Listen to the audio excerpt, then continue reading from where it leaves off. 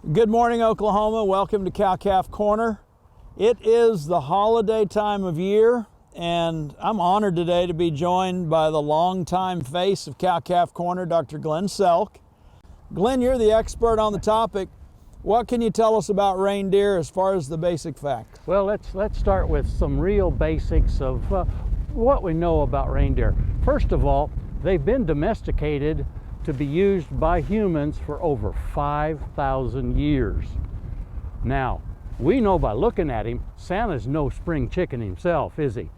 So we really know that since he's been around not only the corner a few times, he's been around the world a number of times, they're not going to get lost on Christmas Eve. So we don't have to worry about that. We do know that reindeer are ruminants. Just like these heifers that's standing back here in this pen behind us. They have 4 compartments to their stomach. Now, some people say they have 4 stomachs, but it's really more 4 compartments to their stomach. That means then that they can hold a lot of feed that can help them make that long journey on Christmas Eve. Now, Santa, he's a pretty sharp old dude. He's kind of like some of our OSU scientists here in the Animal Science Department. He knows that these reindeer, since they're ruminants, can digest forages very, very well. But forages take a longer time to digest than, say, grain. And it's just like when your mother or my mother, before they sent us off to school as little kids, said, have a good breakfast, something that'll stick to your ribs.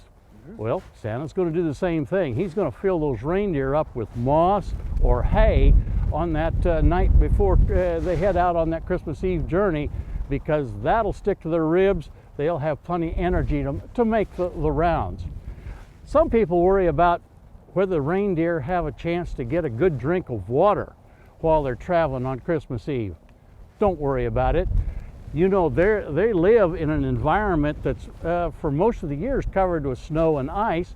Those reindeer have learned how to lick the snow, the ice. They'll do the same thing on the rooftops of those homes that are in northern climates. They'll have a chance to get certainly a good drink in that situation. And if they're in the south, there's going to be opportunities to get a drink of water out of open lakes and ponds, rivers.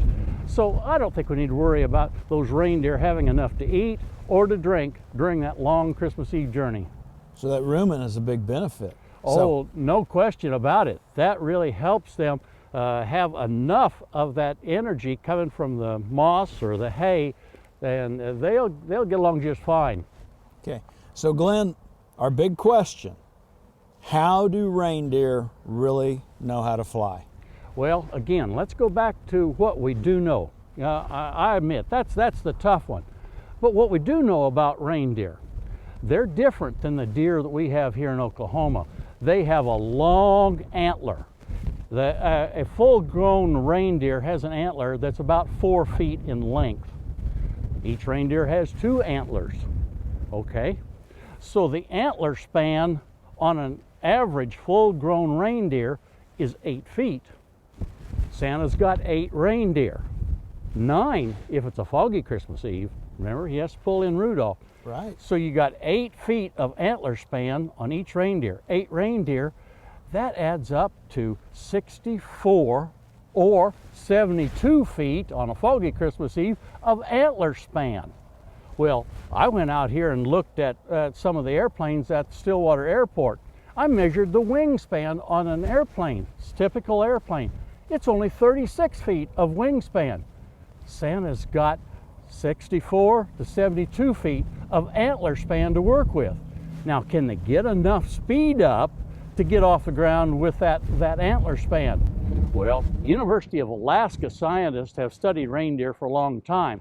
One of the things they found out was that a newborn baby reindeer at 1 day of age could outrun their fastest graduate student. So if they're that fast, can run that fast when they're 1 day of age, just think how fast they can be when they're adults. Got all that speed, that antler span, I've had no doubt that they can then get up and get elevated and get in the air. Yeah. So, Glenn, what are some of the myths that we need to dispel about reindeer? Well, it goes back to what we talked about with the reindeer that Santa has in his part of the world and that he uses on Christmas Eve are different from the deer that we have here in Oklahoma. You perhaps have heard in one of the poems about tiny reindeer feet. Reindeer have a hoof that's about the size of what an adult cow has.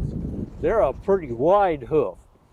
That comes in real handy when they're trying to get the enough surface area to stop on those small roofs that they have to land on each Christmas Eve.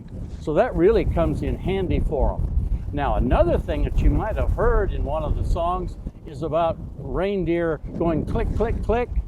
That one's true, because reindeer have a tendon that goes over their knee, and every time they move, that tendon tends to make kind of a clicking sound. So that one's true. I tell you, as we look and learn more about reindeer, it sure makes me think that Santa's going to find us on Christmas Eve.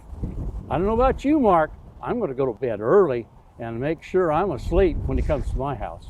I plan to do the same thing, Glenn. I really appreciate you being with us, and all of you out there watching today, Merry Christmas.